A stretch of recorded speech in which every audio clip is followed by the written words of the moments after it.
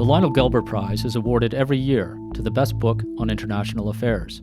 To mark the 25th anniversary, we spoke with 5 Gelber winners. I asked them how the world has changed. My name is John Stackhouse, and here is what I learned. We're at Yale University, and I'm joined by Jonathan Spence, the author of The Search for Modern China. Professor Spence, thank you for spending time with us. Well, it's a pleasure to talk with you. I'd like to begin with the title of your book, The Search for Modern China. Is the search over? Well, I think not in a way, but the book has changed its direction slightly because the world has changed so dramatically around us. But I see China still in the sense of questing, looking for a framework that's going to be longer range than the current one. What does China mean to the world today, and what do you think China wants to mean to the world? There's deep interest in information technology of really pretty much all kinds and what this might mean. One that's been less looked at perhaps is language.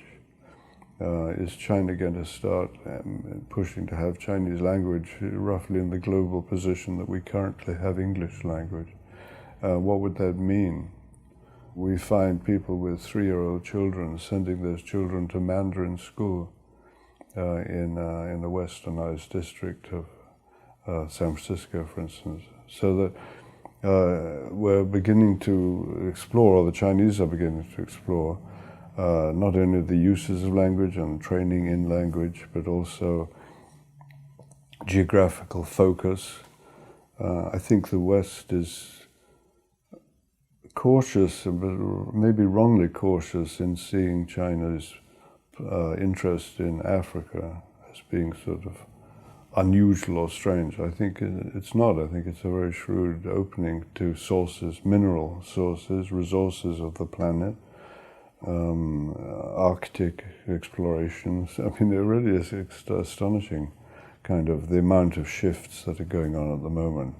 And China, I think, is conscious of deserving a seat at the international table now. That you can do it, so can we, and they will build on that premise.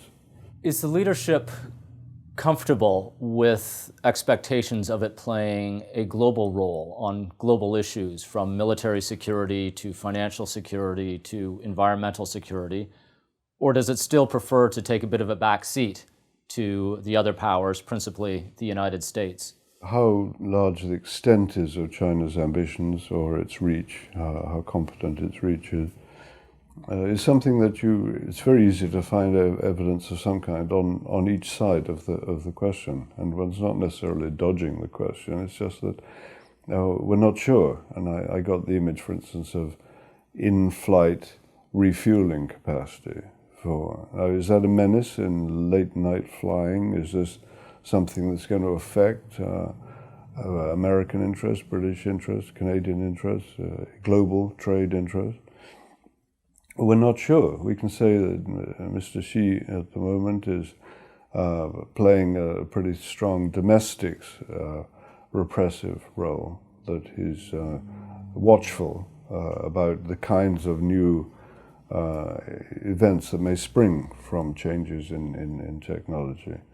Last few years, some of us have been fascinated by Chinese Olympic ambitions, which seem to show that one could vary one's sport. The current sort of Olympic excitement in China is part of an urging to take part in global athletics in a way that is seen as creatively visible by the Chinese government.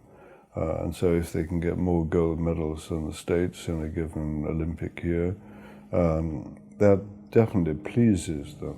What is your assessment of the regime's use of soft power, investing in education institutions abroad? Confucius Institutes, for instance, are getting a lot of funding around the world. The promotion of Chinese language, they're investing in media companies in various places, Africa, as you mentioned, being one of them. All of these tools of soft power versus the hard power of military. What's your assessment of why the government in Beijing is doing this? What is their end goal? Well, yes, hard power and soft power. It seems to me now they're sort of overlapping. What about nuclear sub-programs? I mentioned refueling, aerial refueling. Subtler are the powers of advertising, the expansion of global labels, the sharing of global ambitions, the stockpiling of Chinese household goods in American warehouses. There are just so many ways to go here. Language would be one of them, and the reprise of the Confucian Institute, which is sort of both dogmatic and philosophical. And yet one doesn't need to do a huge amount of reflection to see China as having a genuinely concerned role to play in how its culture is seen overseas, and this matters to them. Do you sense that most of the world, not just the United States or not just the West, is comfortable with this expanded role in the world by China? I think the expanded role of China makes people uneasy. Part of it is because it's surprising in terms of speed. I think people thought, well, China will be a great power. Now China is becoming certainly a very powerful entity politically. What is your assessment at this point of President Xi, and how would you compare him to some of the great leaders of modern China? Yeah, well, he hasn't sort of emerged as a great leader, I'd have thought, but he seems to be somebody who is certainly a bit more open to information from outside closed party circles. But that can mean control. Again, it's hard to sort out what is putting the pressure points on China's emerging universe is, because everything, and said that she has to cope with a lot of areas in which presumably he's only got limited technical assistance. And some of these areas involving national defense or national expansion, national education, numerological education, these things are new themselves, pretty new. And how do you find the trustworthy people to guide China into towards another century? Let me take you back to Tiananmen Square and reflect on a view that was the beginning of something, and now with hindsight it looks like the end of the ability of students to protest in China. Are you surprised in hindsight how China evolved after 1989?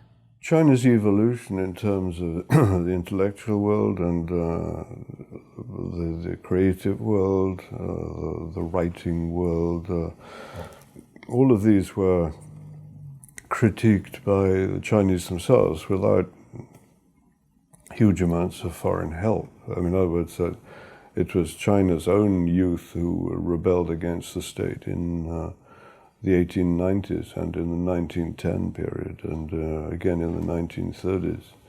And then in that long-range panorama, you might see the Communist Party as kind of a blip, as a hiccup in a longer series of trends that are dominant in the region at the moment. But there's been plenty of domestic critique besides the well-known dramatic Tiananmen Square. There's a steady drumbeat of opposition and reflection comes out of China, it seems to me.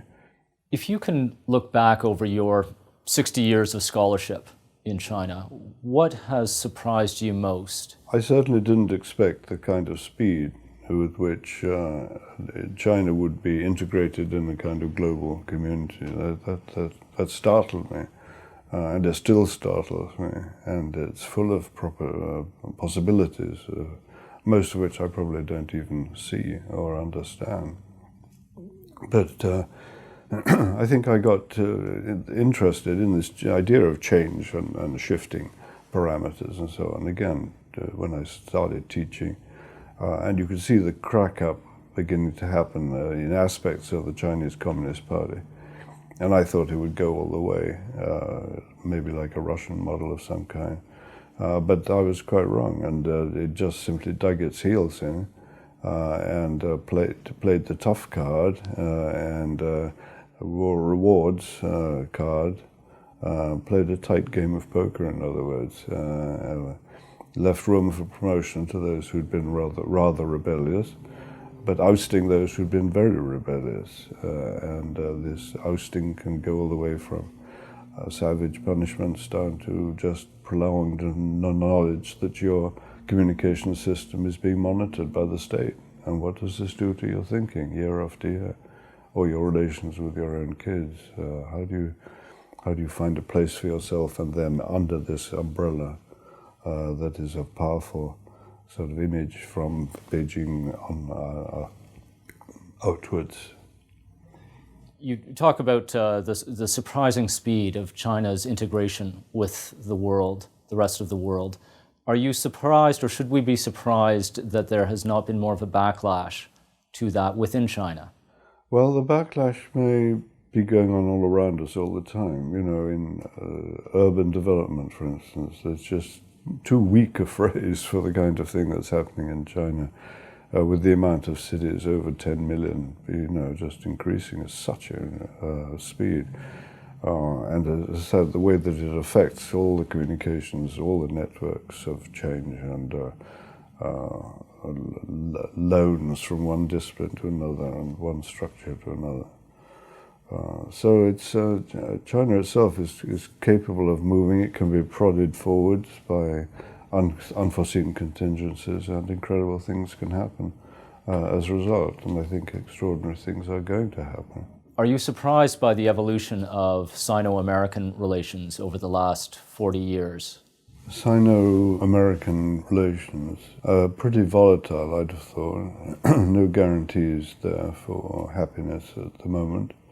Plenty of talk, a lot of intelligent writing about it. But I don't think anybody's quite sure where China's going. But then we don't really know where the States is going. I mean, or Great Britain. You know, how do you... You're bound to take guesses as you go, and you can use different disciplines to sharpen those. If I can ask you one more question in conclusion, taking you back to 1990, 25 years ago, at that point in time, in 1990, were you feeling optimistic or pessimistic about China's future? I don't think I was optimistic, but at the same time, so many things were happening at once, and I hadn't been confident that this kind of protest was going to be effective in the kind of government that we had at the time. I didn't see that being an easy thing, or even necessarily essential part of development. I wasn't sure, but it did unleash levels of fissures, you know, in the structure, in a way, were shown that I think probably have not gone away, as China remains tension-based economy and structural systems of many kinds. 25 years later, in 2015, do you feel more optimistic or pessimistic about China's future? China's future is now subject to so many pressures that it seems to me, with the size of China and the nature of those pressures, you'd have thought it meant that there were a lot more parallels between the United States and China than there used to be. The question is, can those be built on successfully, and if so, how is it going to eventuate in some new kind of synthesis, or is that possible at all? Are we going to have a much tighter confrontation period as we begin to get the sense of what acid rain really moves, what desiccation really means, what the Yellow River drying up, what does that mean? How do we grasp that? Are you optimistic about China's ability to build on those foundations and to manage that change? I'm pretty confident, I think, that they can see the changes that are happening around them, and they can speed up some of them. But I think they're not necessarily have any shortcut to wisdom in deciding what sequence to do this. Should the aqueducts taking southern Chinese water up to the North China, should that be given $100 billion priority? Or should the same thing be given to minority peoples in hill tribes who've never seen a book before? You know, how on earth do you sort this out? It's hard, but you can still tell the story as well as possible. Jonathan Spence, thank you for your time. Well, thank you for your questioning.